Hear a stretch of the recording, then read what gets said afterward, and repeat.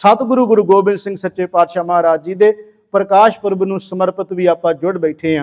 सतगुरु गुरु तेग बहादुर सच्चे पातशाह महाराज जी गुरमुखो उन्हां दे गृह ते माता गुजरी जी की कुख नूं भाग लगदे आ। तकरीबन 33-34 साल 3 दहाकियां तो बाद असीं शब्द वरत लईए।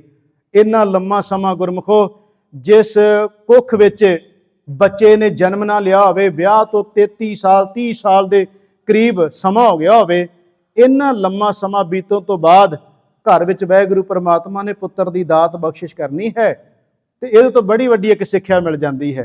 गुरमुखो 2-4 साल निकल जाण ते गल्लां होण लग पैंदियां ने, रिश्ते टुट जांदे ने, बहुत कुछ औरत नूं सुनना पैंदा है, बड़ियां गल्लां नूं सुनन नूं मिल जांदियां ने भी जो कुछ कहिंदे आ परिवार के शरीके बरादरी के लोग जो गल्लां करदे आ सानूं सब नूं पता भी की कुछ सुनना पैंदा है। पर मैं कहना उस माँ ने सानूं ये भी बड़ी वड्डी एक सिक्ख्या दे दित्ती कि इन्ना लम्मा समा बीतण तो बाद एक दिन भी कोई परमात्मा नाल गिला नहीं, कोई झोरा नहीं, किसी तरह का कोई उलामा नहीं है। गुरमुखो पटने साहब की धरती ते महाराज पहुँचते हैं गुरु तेग बहादुर महाराज जी। महाराज प्रचार नूं निकले सन ते परिवार नूं नाल इस करके लैके तुरे सी क्योंकि महाराज नूं पता सी कि घर दे विच वाहिगुरू परमात्मा की बख्शिश धी पुत्र ने जन्म लेना है, क्योंकि महाराज नूं पता सी परिवार नूं तां नाल लै लिया। महाराज ढाका बंगाल असाम इस प्रचार दौरे ते जान लिया। महाराज ने पटना शहर विच अपने परिवार नूं उत्थे छड्ड दित्ता। माता नानकी जी गुरु तेग बहादुर महाराज जी दे माता जी ते उन्हां दे महल माता गुजरी जी गुरु के सिख इन्हां नूं गुरमुखो पटने हुण विद्वान कई बार जो इसकी तह च जाते हैं वो कहते पटने जाण का एक कारण होर भी सी। इतिहास कह रहा है गुरु नानक देव महाराज जो पटना साहब आए सन ये नाम बड़े बदलते रहे क्योंकि ये दरिया के कंढे के उत्ते है समुद्र देश करके यदा ढहिंदा रहा बनता रहा, ये नाम बड़े बदलते रहे। पाटलीपुत्र भी कदे नूं कहा जाता सी, कई कई ये नाम बनते रहे। खैर मैं बेनती कर लग्या महाराज इत्थे पहुंचे जिहड़ी वो साल सराय जौड़ी वाली घटना है ना वो इस पटने की है। महाराज जो गुरु नानक देव जी गए उत्थे जो परख की सी ते महाराज ने उसनूं परमेश्वर के घर की इउं कह लो कि उसकी सुरत नूं परमेश्वर दे नाल जोड़िया। साल सराय जौहरी नूं जदों अपने नौकर नूं लैके आया सी ते महाराज ने कहा सी जे परमेश्वर नूं मिलना अंदर दा हीरा चाहुंदा है ते आ जिहड़ा तेरा नौकर है दे पैरां ते अपना सिर रख दे, मतलब सी भी अपने अंदरों अहंकार छड्ड दे। फिर उन्हें कहा सी महाराज घरे चलो, कहिंदे ने इतिहास करके महाराज ने कहा समा आएगा लम्मा समा रवांगे असीं इत्थे। कुछ विद्वान इनूं इस तरह भी लैंदे। खैर मैं जिहड़ी बेनती कर लग्या कि गुरु तेग बहादुर जी ने अपना परिवार कुछ कहिंदे ने उही साल सराय अगों दी अंश बंश जिहड़ी तुरी आउंदी सी उहदी हवेली उहदा ही घर सी जिथे सतगुरु गुरु तेग बहादुर महाराज जी अपने महल नूं ते अपने माता जी नूं छड्डदे है। अकाल पुरख की कृपा रहमत होई। गुरमुख 22 दसंबर सन 1666 धन गुरु गोबिंद सिंह सच्चे पातशाह महाराज जी का आगमन हुंदा है। धन गुरु गोबिंद सिंह सच्चे पातशाह महाराज जी का प्रकाश हुंदा है पटने की धरती ते। महाराज गुरु तेग बहादुर साहब नूं ढाके पता चलिया कि घर विच पुत्र ने जन्म लिया है। महाराज ने काल नहीं की भी दबा दब महाराज चल पे हुण। महाराज अपना सारा कारज प्रचार वाला करते रहे उस तरह ही। जदों महाराज वापस आउंदे आ उदों गुरु गोबिंद सिंह महाराज जी की उम्र 5 साल हो चुकी सी। 5 साल के महाराज हो चुके सन करीबन 5 साल के जदों महाराज गुरु तेग बहादुर सच्चे पातशाह पटने आउंदे है। फिर महाराज ने अपने पुत्र नूं आके मिले, असीसां दित्तियां सतगुरु गुरु तेग बहादुर सच्चे पातशाह महाराज जी ने। गुरमुखो इत्थों फिर महाराज आनंदपुर साहब आ जाते। गुरु तेग बहादुर साहब कहते जो बुलावांगे उदों तुसीं आयो जे। जो महाराज ने उन्होंने सुनिया भेजा 1 साल लग गया महाराज नूं उत्थे जांदियां होइयां। उदों उम्र उन्होंने 6 साल हो चुकी सी गुरु गोबिंद सिंह महाराज जी की जो आनंदपुर साहब महाराज पहुंचे है। 3 साल सतगुरु गुरु तेग बहादुर पिता जी की गोद का निग माणिया है क्योंकि 1675 में गुरु तेग बहादुर साहब की शहादत हो जाती है। तो गुरमुखो 3 साल पिता जी की गोद का निग माणिया तो इहों कह लो 9 साल की उम्र सी सतगुरु जी की जो पिता जी ने शहादत का जाम पी लिया दिल्ली में। धन गुरु तेग बहादुर महाराज ने 9 साल की उम्र महाराज दे जिम्मेवारी बड़ी वड्डी पै गई। गुरु नानक की गद्दी के मालक बन गए गुरु गोबिंद सिंह सच्चे पातशाह महाराज जी।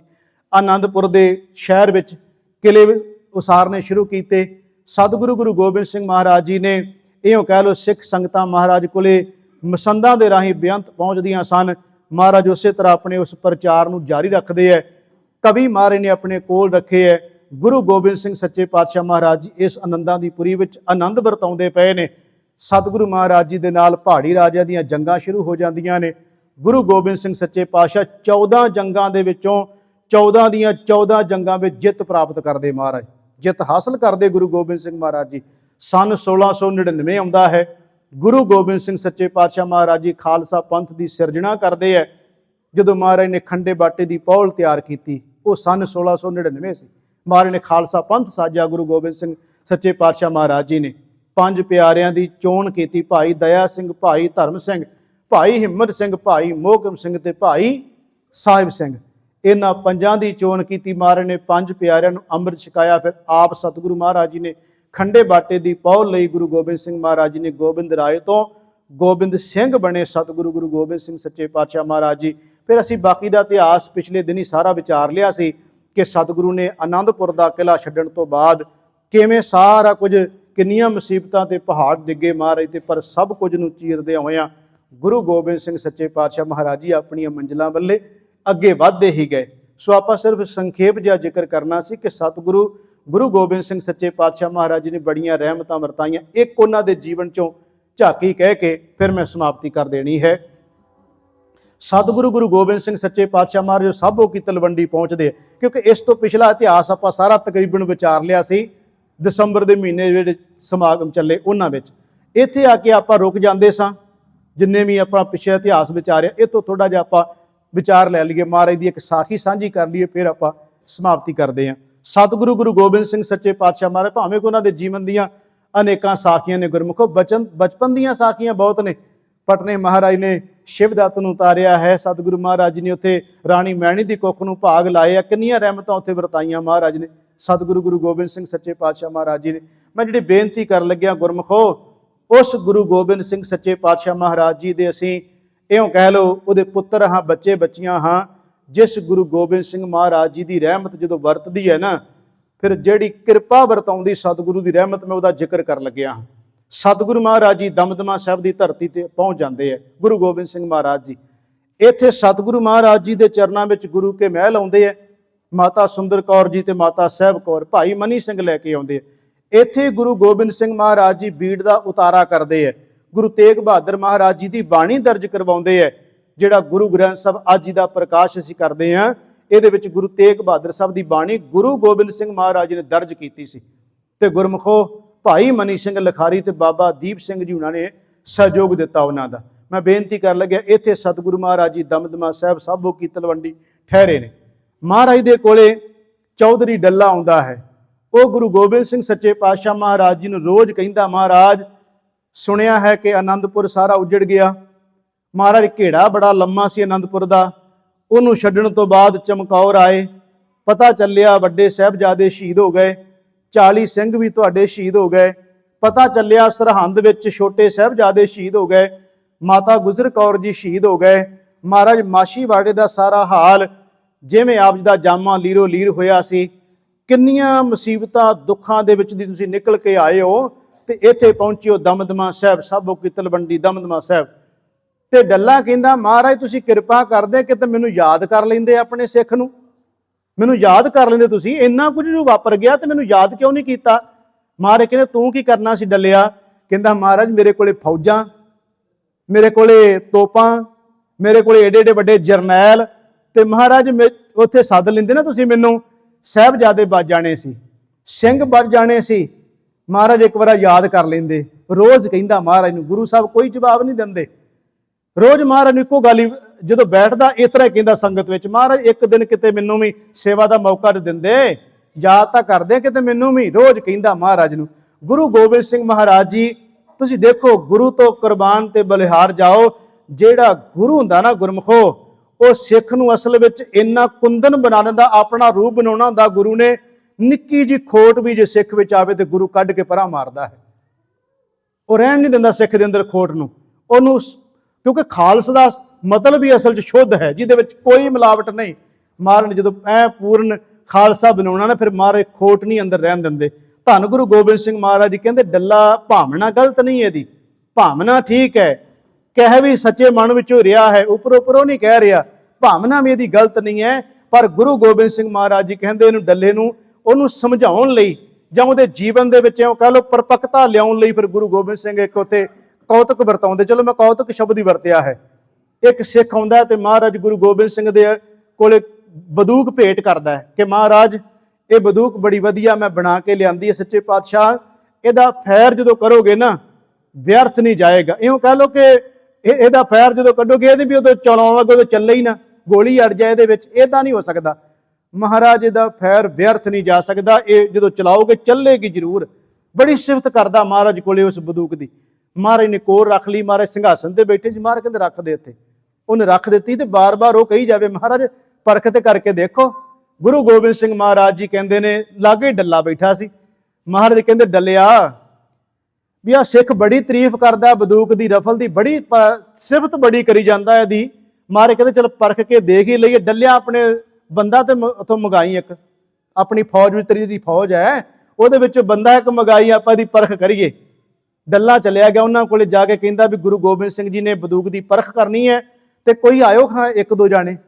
ਉਹ ਕਹਿੰਦੇ ਸਰਦਾਰਾ ਤੈਨੂੰ ਕੀ ਹੋ ਗਿਆ?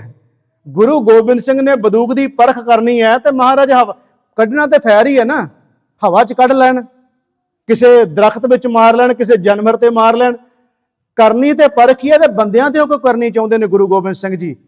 ਡੱਲੇ ਦਾ ਫਿਰ ਮੱਥਾ ਠਣਕਿਆ ਵੀ ਗੱਲ ਤਾਂ ਮੈਂ ਸੋਚੀ ਨਹੀਂ। ਉਹ ਚਲਿਆ ਗਿਆ ਵਾਪਸ ਉਸੇ ਵੇਲੇ, ਕਹਿੰਦਾ ਮਹਾਰਾਜ ਮੇਰੇ ਸਿਪਾਹੀ ਕਹਿੰਦੇ ਮੈਦਾਨੇ ਜੰਗ ਵਿੱਚ ਤਾਂ ਕਿਤੇ ਬੰਦਾ ਲੜ ਜੇ ਚ ਠੀਕ ਹੈ, ਪਰ ਐਦਾਂ ਕਿਵੇਂ ਸਾਹਮਣੇ ਬੰਦੂਕ ਦੇ ਖੜਿਆ ਜਾ ਸਕਦਾ? ਮਹਾਰਾਜ ਤੁਸੀਂ ਪਰਖ ਕਰਨੀ, ਹਵਾ 'ਚ ਕੱਢ ਲਓ ਫੈਰ, ਇੱਥੇ ਕਿਤੇ ਦਰਖਤ 'ਚ ਮਾਰ ਲਓ, ਦਰਖਤ ਦੇ ਵਿੱਚ ਮਾਰ ਲਓ, ਆਸੇ ਪਾਸੇ ਮਾਰ ਲਓ, ਚਲਾ ਕੇ ਵੇਖਣੀ ਹੈ ਨਾ। ਮਹਾਰਾਜ ਕਹਿੰਦੇ ਡੱਲਿਆ ਨੇ ਚਲਾ ਕੇ ਬੰਦੇ ਉੱਤੇ ਵੇਖਣੀ ਹੈ। ਮਹਾਰਾਜ ਕਹਿੰਦੇ ਜੇ ਇਹ ਤੇਰੇ ਸਿਪਾਹੀ ਨਹੀਂ ਆਉਂਦੇ, ਮਹਾਰਾਜ ਕਹਿੰਦੇ ਤੂੰ ਹੀ ਖੜ ਜਾ ਸਾਹਮਣੇ। ਮੈਂ ਕਹਿੰਦਾ ਚਲੋ ਫਿਰ ਵੀ ਉਸ ਬੰਦੇ ਤੋਂ ਕੁਰਬਾਨ ਤਾਂ ਜਾਈਏ। ਉਹਨੇ ਕਿਹਾ ਮਹਾਰਾਜ ਨਹੀਂ ਮੈਂ ਨਹੀਂ ਖਲੋ ਸਕਦਾ, ਡਰ ਲੱਗਦਾ ਹੈ। ਸੱਚੀ ਗੱਲ ਕਹਿਤੀ ਉਹਨੇ, ਮਹਾਰਾਜ ਮੈਨੂੰ ਡਰ ਲੱਗਦਾ, ਮੈਂ ਇਦਾਂ ਬੰਦੂਕ ਦੇ ਸਾਹਮਣੇ ਨਹੀਂ ਖਲੋਤਾ ਜਾ ਸਕਦਾ। ਮਹਾਰਾਜ ਕਹਿੰਦੇ ਫਿਰ ਇੰਜ ਕਰ ਵੀ ਉੱਥੇ ਨਾ ਸਾਡੇ ਸਿੰਘ ਸੇਵਾ ਕਰਦੇ ਹੋਣੇ। ਮਹਾਰਾਜ ਕਹਿੰਦੇ ਇੱਕ ਸਿੰਘ ਨੂੰ ਆਵਾਜ਼ ਮਾਰ ਕੇ ਲਿਆ। ਉਹਨੇ ਆਵਾਜ਼ ਦਿੱਤੀ ਉੱਥੇ ਕਿ ਗੁਰੂ ਗੋਬਿੰਦ ਸਿੰਘ ਮਹਾਰਾਜ ਜੀ ਬੰਦੂਕ ਦੀ ਪਰਖ ਕਰਨਾ ਚਾਹੁੰਦੇ ਆ ਤੇ ਆਵਾਜ਼ ਮਾਰੀ ਹੈ ਮਹਾਰਾਜ ਨੇ ਸਿੰਘ ਨੂੰ।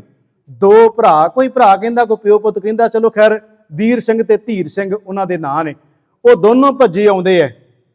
ਇੱਕ ਜਣ ਦਾ ਰਸਤੇ ਵਿੱਚ ਜਦੋਂ ਕਾਹਲੀ ਨਾਲ ਤੁਰਿਆ ਤੇ ਠੇਡਾ ਲੱਗਿਆ, ਉਹਦਾ ਜਿਹੜਾ ਦਮਾਲਾ ਸੀ, ਦਸਤਾਰ ਸੀ, ਉਹ ਢਿੱਲੀ ਹੋ ਕੇ ਡਿੱਗਣ ਲੱਗੀ। ਉਹ ਕਾਹਲੀ ਕਾਹਲੀ ਬੰਦ ਆਉਂਦਾ। ਤੁਸੀਂ ਕਈ ਵਾਰ ਵੇਖੋ ਤਸਵੀਰਾਂ ਤੇ ਵੀ ਚੀਜ਼ਾਂ ਵਿਖਾਈਆਂ ਗਈਆਂ ਨੇ। ਉਹ ਦਸਤਾਰ ਬੰਦਾ ਹੀ ਆ ਰਿਹਾ ਹੈ ਤੇ ਮਹਾਰਾਜ ਦੇ ਬਿਲਕੁਲ ਨਜ਼ਦੀਕ ਆ ਗਏ। ਇੱਕ ਦੂਜਾ ਅੱਗੇ ਹੁੰਦਾ, ਦੂਜਾ ਉਹਦੇ ਅੱਗੇ, ਦੂਜਾ ਉਹਦੇ ਅੱਗੇ, ਇੱਕ ਦੂਜੇ ਦੇ ਅੱਗੇ ਹੁੰਦੇ ਆ। ਬਿਲਕੁਲ ਕਰਦਿਆਂ ਮਹਾਰਾਜ ਦੇ ਕੋਲ ਚਲੇ ਗਏ ਜਿੱਥੇ ਮਹਾਰਾਜ ਨੇ ਬੰਦੂਕ ਫੜੀ ਸੀ। ਬੰਦੂਕ ਦੀ ਨਾਲੀ ਨਾਲ ਜਾ ਕੇ ਛਾਤੀ ਲਾ ਦਿੱਤੀ ਇਹਨਾਂ ਨੇ। ਮਹਾਰਾਜ ਕਹਿੰਦੇ ਭਈ ਇੰਨੇ ਨੇੜੇ ਆਉਣ ਦੀ ਲੋੜ ਨਹੀਂ, ਦੂਰ ਖਲੋ ਜਾਓ। ਮਹਾਰਾਜ ਕਹਿੰਦੇ, ਇੱਕ ਕਹਿੰਦਾ ਮਹਾਰਾਜ ਮੇਰੇ ਵਿੱਚ ਦੀ ਨਿਕਲੇ ਗੋਲੀ, ਦੂਜਾ ਕਹਿੰਦਾ ਮਹਾਰਾਜ ਮੇਰੇ ਵਿੱਚ ਦੀ ਨਿਕਲੇ। ਇਹ ਨਾ ਹੋ ਕੇ ਗੋਲੀ ਚੱਲੇ ਤੇ ਇਹਦੇ ਤੱਕ ਹੀ ਸੀਮਤ ਰਹਿ ਜਾਏ, ਮੈਂ ਪਿੱਛੇ ਕਿਤੇ ਮੇਰੇ ਤੱਕ ਆਵੇ ਹੀ ਨਾ। ਮਹਾਰਾਜ ਕਹਿੰਦੇ ਦੋਨਾਂ ਦੇ ਵਿੱਚ ਦੀ ਕੱਢ ਦਾਂਗੇ, ਦੋਵੇਂ ਖਲੋ ਜਾਓ ਤੁਸੀਂ।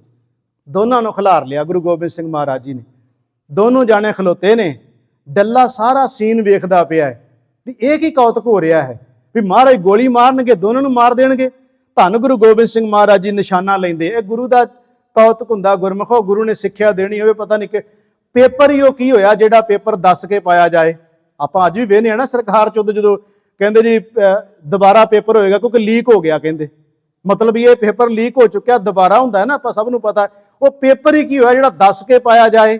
ਮਹਾਰਾਜ ਨੂੰ ਗੁਰੂ ਗੋਬਿੰਦ ਸਿੰਘ ਹੀ ਜਾਣਦੇ ਸੀ ਇਸ ਕੌਤਕ ਨੂੰ, ਕਿਸੇ ਨੂੰ ਕੋਈ ਨਹੀਂ ਸੀ ਪਤਾ, ਸਿੱਖਾਂ ਨੂੰ ਵੀ ਨਹੀਂ ਸੀ ਪਤਾ ਵੀ ਕੀ ਕੌਤਕ ਵਰਤਣਾ ਹੈ। ਗੁਰਮੁਖੋ ਮਹਾਰਾਜ ਨੇ ਨਿਸ਼ਾਨਾ ਲਿਆ ਬੰਦੂਕ ਦਾ। ਮਹਾਰਾਜ ਨੇ ਵੀਰ ਆਸਨ ਲਾ ਕੇ ਬੈਠੇ ਨੇ। ਜਦੋਂ ਮਹਾਰਾਜ ਨੇ ਖੱਬੇ ਹੱਥ ਨਾਲ ਇਉਂ ਜਿਹੜੀ ਆਪਣਾ ਉਹਦੀ ਨਾਲੀ ਹੈ, ਮਹਾਰਾਜ ਨੇ ਥੱਲੇ ਹੱਥ ਰੱਖਿਆ ਹੈ, ਵੀਰ ਆਸਨ ਬਣਾਇਆ ਹੈ।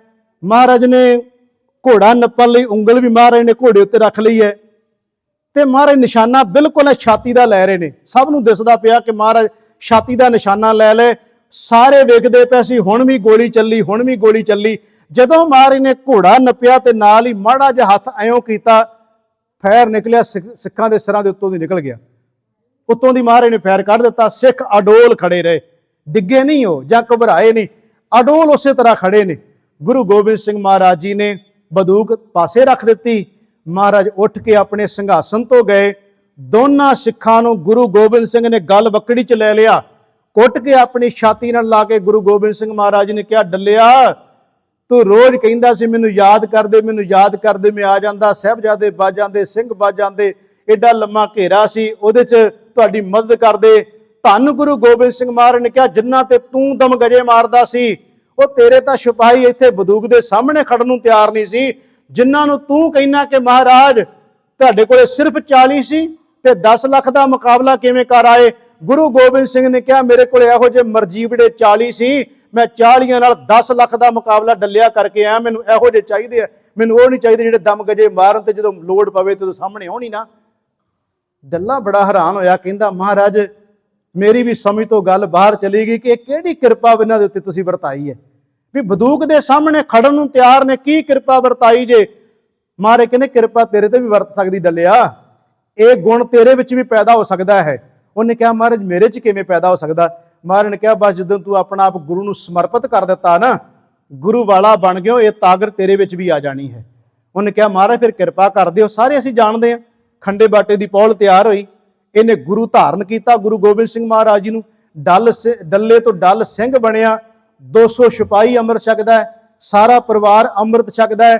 ਜਿਹੜਾ ਬੰਦਾ ਬੰਦੂਕ ਦੇ ਸਾਹਮਣੇ ਖੜਨ ਨੂੰ ਤਿਆਰ ਨਹੀਂ ਸੀ, ਉਹ ਵਜ਼ੀਰ ਖਾਨ ਨੂੰ ਇੱਕ ਚਿੱਠੀ ਲਿਖਦਾ, ਵਜ਼ੀਰ ਖਾਨ ਮੈਂ ਤੇਰੀ ਫੌਜ ਦਾ ਸਿਪਾਹੀ ਨਹੀਂ, ਮੈਂ ਹੁਣ ਗੁਰੂ ਗੋਬਿੰਦ ਸਿੰਘ ਮਹਾਰਾਜ ਜੀ ਦੀ ਫੌਜ ਵਿੱਚ ਭਰਤੀ ਹੋ ਗਿਆ, ਜੇ ਤੂੰ ਇੱਧਰ ਚੜ ਕੇ ਆ ਤੇਰਾ ਪਹਿਲਾ ਮੁਕਾਬਲਾ ਮੈਂ ਕਰਾਂਗਾ।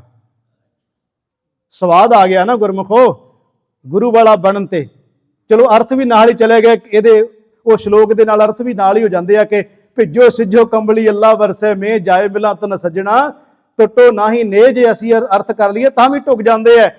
ਉਸ ਡੱਲ ਸਿੰਘ ਨੇ ਕਿਹਾ, ਉਹਨੇ ਕਿਹਾ ਹੁਣ ਜਿੰਨੀ ਮਰਜ਼ੀ ਫੌਜ ਚੜਾ ਕੇ ਲੈ ਆਵੀਂ, ਮੈਂ ਗੁਰੂ ਗੋਬਿੰਦ ਸਿੰਘ ਦਾ ਸਿੰਘ ਬਣ ਗਿਆ ਹਾਂ, ਇਹਨਾਂ ਦੀ ਫੌਜ ਵਿੱਚ ਭਰਤੀ ਹੋ ਗਿਆ।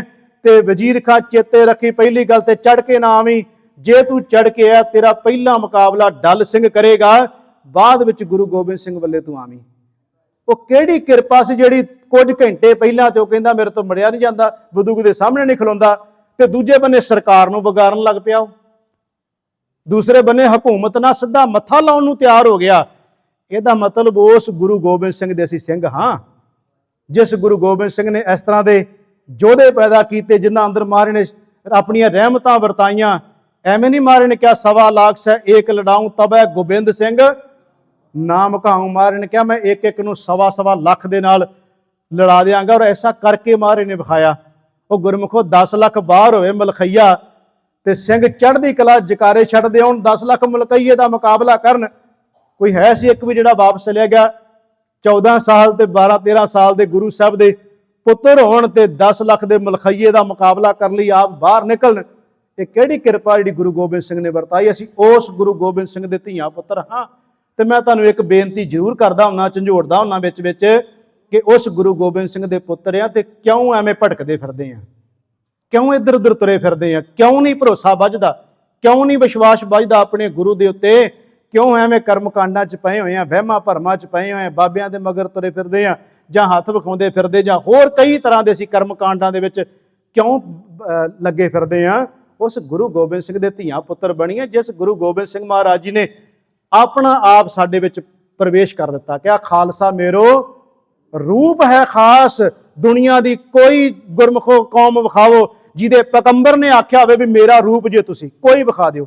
ਜਿੰਨੇ ਧਰਮ ਨੇ, ਚਲੋ ਸਾਰੇ ਆਪਣੀ ਆਪਣੀ ਥਾਂ ਤੇ ਮੁਬਾਰਕ ਉਹਨਾਂ ਨੂੰ, ਪਰ ਦੁਨੀਆ 'ਚ ਜਿੰਨੇ ਧਰਮ ਨੇ ਉਹਨਾਂ ਦੇ ਰਹਿਬਰਾਂ ਨੇ ਕਿਸੇ ਨੇ ਕਿਹਾ ਹੋਵੇ ਕਿ ਤੁਸੀਂ ਮੇਰਾ ਰੂਪ ਜੇ, ਉਹ ਨਹੀਂ ਕੋਈ ਕਹਿੰਦਾ ਮੈਂ ਤਾਂ ਭੇਡਾਂ ਵਾਸਤੇ ਆਇਆ, ਕੋਈ ਕਹਿੰਦਾ ਨਹੀਂ ਮੈਂ ਇਹਨਾਂ ਵਾਸਤੇ ਆਇਆ, ਕੋਈ ਭੇਡਾਂ ਕਹਿ ਰਿਹਾ, ਕੋਈ ਕੁਝ ਕਹਿ ਰਿਹਾ, ਸਾਨੂੰ ਸਭ ਨੂੰ ਪਤਾ ਨਾ ਕੀ ਕਹਿੰਦੇ ਨੇ।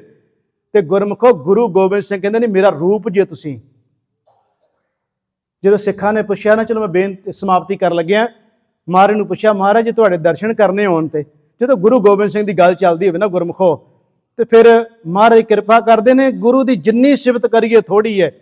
ਮਹਾਰਾਜ ਨੂੰ ਕਹਿੰਦੇ ਮਹਾਰਾਜ ਜੇ ਤੁਹਾਡੇ ਦਰਸ਼ਨ ਕਰਨੇ ਹੋਣ ਤਾਂ, ਅਖੀਰਲਾ ਸਮਾਂ ਜਦੋਂ ਮਹਾਰਾਜ ਦਾ ਆਉਂਦਾ ਹੈ, ਮਹਾਰਾਜ ਕਹਿੰਦੇ ਦਰਸ਼ਨ ਕਰਨੇ ਹੋਣ ਤੇ 5 ਸਿੰਘਾਂ ਦੇ ਕਰ ਲਿਓ ਚੜ੍ਹਦੀ ਕਲਾ ਵਾਲਿਆਂ ਦੇ, ਮੇਰੇ ਦਰਸ਼ਨ ਨਹੀਂ ਉਦੋਂ, 5 ਦੇ ਦਰਸ਼ਨ ਕਰਿਓ, ਮੇਰਾ ਰੂਪ ਨੇ ਉਦੋਂ ਮੇਰੇ ਦਰਸ਼ਨ ਹੋ ਰਹੇ ਹੋਣਗੇ। ਸਿੱਖ ਬੜੇ ਸੁਚੇਤ ਨੇ, ਕਹਿੰਦੇ ਮਹਾਰਾਜ ਜੇ 5 ਨਾ ਮਿਲੇ ਤਾਂ, ਮਹਾਰਾਜ ਕਹਿੰਦੇ ਕੋਈ ਨਹੀਂ 4 ਹੀ ਮਿਲ ਗਏ ਤੇ ਚਾਹੁੰਦੇ ਹੀ ਕਰ ਲਿਓ। ਫਿਰ ਸਿੱਖ ਕਹਿੰਦਾ ਮਹਾਰਾਜ 4 ਵੀ ਨਾ ਮਿਲੇ ਤਾਂ, ਮਹਾਰਾਜ ਕਹਿੰਦੇ 3 ਮਿਲੇ 3 ਦੇ ਕਰ ਲਿਓ, 3 'ਚ ਮੇਰੇ ਦਰਸ਼ਨ ਹੋ ਜਾਣਗੇ। ਸਿੱਖ ਬੜੇ ਸੁਚੇਤ ਕਹਿੰਦੇ ਮਹਾਰਾਜ ਜੇ ਸਮਾਂ ਇਹੋ ਜਿਹਾ ਆ ਜਾਏ, ਸਿੱਖ ਕਿਤੇ ਘਿਰ ਜਾਏ, ਇਹ ਮੁਸੀਬਤ 'ਚ ਪੈ ਜਾਏ, ਹੋਵੇ ਇਕੱਲਾ ਹੀ, ਉਹਦੇ ਮਨ 'ਚ ਆਵੇ ਵੀ ਮੈਂ ਗੁਰੂ ਗੋਬਿੰਦ ਸਿੰਘ ਦੇ ਦਰਸ਼ਨ ਕਰਨੇ, ਸਿਰਫ ਭਾਵਨਾ ਸਮਝਿਓ ਜੀ ਤੁਸੀਂ ਸਿੱਖਾਂ ਦੀ। ਮਹਾਰਾਜ ਉਦੋਂ ਦਰਸ਼ਨ ਕਰਨਾ ਚਾਹਵੇ, ਉਹ ਦੁਨੀਆ ਤੇ ਇਹੋ ਜਿਹਾ ਕੋਈ ਰਹਿਬਰ ਨਹੀਂ ਜੇ ਮਿਲਣਾ ਜਿਹੜਾ ਇਹ ਗੱਲ ਕਵੇ ਜੇ ਇਕੱਲਾ ਹੀ ਸਿੱਖ ਹੋਵੇ कोई उहदे कोल ना होवे, वो चाहे मैं गुरु गोबिंद सिंह महाराज जी दे साक्षात दर्शन करने हैं। ते महाराज कहंदे फिर वो अमृत वेले उठे, महाराज कहंदे बाणी दा नितनेमी ते अमृतधारी गुरु दियां रहतां नूं पूरा धारण कीता होवे। महाराज कहंदे शीशे दे सामने खलो के वेखे, उदों सिख नहीं होवेगा, उदों गुरु गोबिंद सिंह होवेगा। यारो कमाल हो गई है। वो गुरु कहंदा मैं होवांगा उस वेले जदों शीशे दे सामने सिख खड़ा होवे। वो साडे वर्गियां वास्ते नहीं कहा, वो ते उन्हां वास्ते कहा जिहड़े मर मिटदे सी गुरु वास्ते, जिन्हां ने अपना आप गुरु नूं समर्पित कर दिता सी। उन्हां नूं गुरु कह रहा जदों तुसीं शीशे दे सामने भी खड़ जाओगे ना, उदों गुरु गोबिंद सिंह ही तुहाडे सामने होएगा। ਇਹਦਾ मतलब इन्नी गुरु साहब रहमत वरता गए। खालसा मेरे रूप है, खास खालसे मैं हों करूं निवास। एक गल फिर महाराज ने होर डंके की चोट ते कह दी, जब ला खालसा रहे नियारा, नियारापन रखोगे तो मेरी सारी बख्शिश तुहाडे नाल होवेगी। जब ला खालसा रहे नियारा, तब लग तेज दियूं मैं, सारा सारा तेज प्रताप तुहानू दे दियांगा। पर मैं तेज प्रताप वापस भी ले लेना जे, कदों? जाबे गह विपरण की रीत, जो तुसी दूजियां रीतां च खुब गए ना सिखो, मैं ना करूं इनकी प्रतीत। क्यों खवार हुंदे फिरदे आ? क्योंकि विपरण दी रीतां चले गए असीं। काम वो करदे आ, मनदे गुरु ग्रंथ साहब नूं आ, ते काम वो करदे जिहड़े गुरु दे सारे उलट हुंदे होण। चाहे वो बच्चे दा जन्म है, चाहे बच्चे दा विआह है, चाहे मृतक संस्कार है, किहड़ा काम जिहड़ा असीं गुरमत अनुसार करदे हां। बच्चे दे जन्म वेले भी उही जन्म कुंडलियां, विआह वेले भी उही कुछ, ते मौत वेले भी उही कुछ। काम तां सारे विपरां वाले करदे पए आ। ते आखी असीं गुरु गोबिंद सिंह दे सिंह धीआं पुत्तरां हां। मैं तां विच झंझोड़दा गुरमुखो, गुरु ग्रंथ साहब महाराज जी दा पल्ला पकड़ के रखो। बड़ियां रहमतां मिलदियां गुरु ग्रंथ साहब महाराज दे चरनां विचों, किते भटकण दी लोड़ नहीं जे। गुरु गोबिंद सिंह बड़ा प्यार करदे, सानू बहुत प्रेम करदे आ। इन्ना प्यार करदे कहंदे कि इन पुत्रन कै शीश पै वार दिए सुत चार, चार मोए तो क्या हुआ जीवत कई हजार। अपने धीआं पुत्त कह रहे ने सानू मार के, तुसीं मेरे धीआं पुत्त जे। ਉਹ गुरु गोबिंद सिंह जी ਦਾ बाप ਹੋਵੇ, गुरु गोबिंद सिंह जी ਦਾ पिता ਹੋਵੇ, ਤੇ ਗੁਰਮੁਖੋ ਉਹਨੂੰ ਫਿਰ ਕਿਸੇ ਅੱਗੇ ਝੁਕਣ ਦੀ ਜਾਂ ਭਟਕਣ ਦੀ ਕੀ ਜ਼ਰੂਰਤ ਹੈ, ਜਿਹਦੇ ਬਾਰੇ ਕਹਿੰਦੇ ਬਾਦਸ਼ਾਹ ਦਰਵੇਸ਼ ਗੁਰੂ ਗੋਬਿੰਦ ਸਿੰਘ, ਜਿਹਨੂੰ ਕਿਹਾ ਵਾਹ ਪ੍ਰਗਟਿਓ ਮਰਦਾ ਗੰਬੜਾ ਵਰਿਆਮ ਅਕੇਲਾ, ਵਾਹ ਵਾਹ ਗੋਬਿੰਦ ਸਿੰਘ ਆਪੇ ਗੁਰ ਚੇਲਾ। ਐਸੇ ਸਤਿਗੁਰੂ ਦੀਨ ਦਿਆਲ ਧੰਨ ਗੁਰੂ ਗੋਬਿੰਦ ਸਿੰਘ ਸੱਚੇ ਪਾਤਸ਼ਾਹ ਮਹਾਰਾਜ ਜੀ, ਜਿਨ੍ਹਾਂ ਦੇ ਪ੍ਰਕਾਸ਼ ਪੁਰਬ ਨੂੰ ਸਮਰਪਿਤ ਵੀ ਆਪਾਂ ਜੁੜ ਮਿਲ ਬੈਠੇ। ਸਤਿਗੁਰੂ ਜੀ ਦੇ ਪ੍ਰਕਾਸ਼ ਪੁਰਬ ਦੀਆਂ ਆਪ ਸਾਰੀਆਂ ਸੰਗਤਾਂ ਨੂੰ ਬਹੁਤ ਬਹੁਤ ਵਧਾਈਆਂ। ਸਤਿਗੁਰੂ ਚੜ੍ਹਦੀਆਂ ਕਲਾ ਬਖਸ਼ੇ, ਸਿਰ ਤੇ ਮਿਹਰ ਭਰੇ ਹੱਥ ਰੱਖੇ ਗਰੀਬ ਨਿਵਾਸ ਸੱਚੇ ਪਾਤਸ਼ਾਹ ਮਹਾਰਾਜ ਜੀ। ਸਤਿਗੁਰਾਂ ਨੇ ਕਿਰਪਾ ਕੀਤੀ, 2 ਸ਼ਲੋਕਾਂ ਦੀ ਅਸੀਂ ਵਿਚਾਰ ਕੀਤੀ, ਨਾਲ ਸਤਿਗੁਰੂ ਜੀ ਦੇ ਜੀਵਨ ਸੰਬੰਧੀ ਵਿਚਾਰਾਂ ਕੀਤੀਆਂ। ਮੇਰੇ ਕੋਲੋਂ ਬੇਅੰਤ ਭੁੱਲਾਂ ਹੋ ਗਈਆਂ, ਸਤਿਗੁਰੂ ਜੀ ਤੇ ਸਾਧ ਸੰਗਤ ਬਖਸ਼ਣ ਯੋਗ ਹੈ। ਭੁੱਲ ਚੁੱਕ ਦੀ ਖਿਮਾ ਦਿੰਦੇ ਹੋਏ ਆਓ ਪਿਆਰ ਸਹਿਤ ਫਤਿਹ ਬੁਲਾਓ ਜੀ। ਵਾਹਿਗੁਰੂ ਜੀ ਕਾ ਖਾਲਸਾ, ਵਾਹਿਗੁਰੂ ਜੀ ਕੀ ਫਤਿਹ।